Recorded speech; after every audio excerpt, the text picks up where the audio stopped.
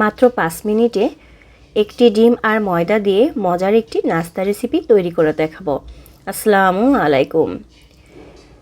খুবই সহজে অল্প উপকরণ দিয়ে ময়দা আর একটি ডিম দিয়ে এই নাস্তাটি ঝটপট আপনারা তৈরি করে নিতে পারবেন খুব সহজেই। তো এই নাস্তাটি তৈরি করার জন্য প্রথমে এখানে একটি ডিম নিয়ে নিচ্ছি, দিয়ে দিচ্ছি 1/3 কাপ চিনি, দিয়ে দিচ্ছি 1 চা চামচ ভ্যানিলা এসেন্স আর 1/2 চা চামচ লবণ।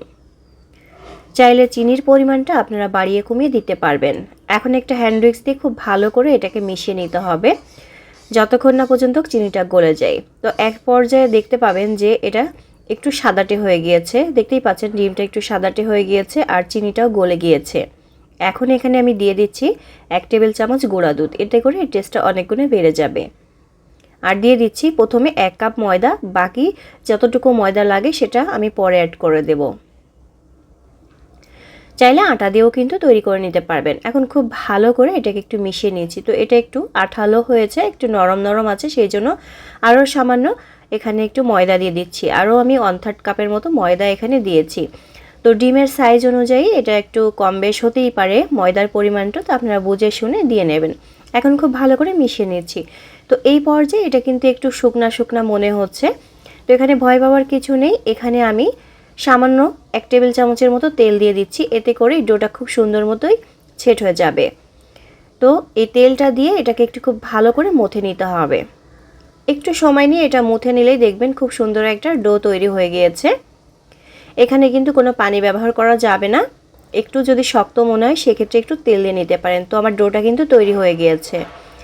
এখন আমি হাতটা ধুয়ে হাতে একটু তেল লাগিয়ে এটাকে গোল গোল করে শেপ দিয়ে নিচ্ছি। নাস্তাটা যেভাবে তৈরি করব সেই অনুযায়ী এটাকে গোল করে নিচ্ছি। আপনারা চাইলে ছোট বড় সাইজ করে নিতে পারেন।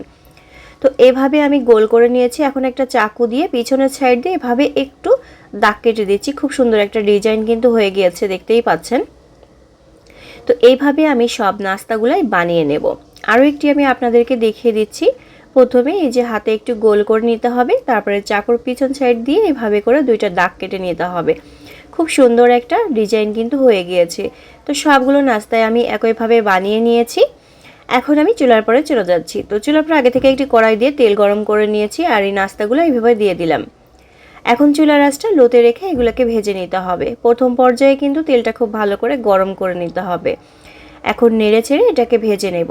একবার যখন হয়ে যাবে হালকা করে তখন এটাকে উল্টিয়ে দিচ্ছি।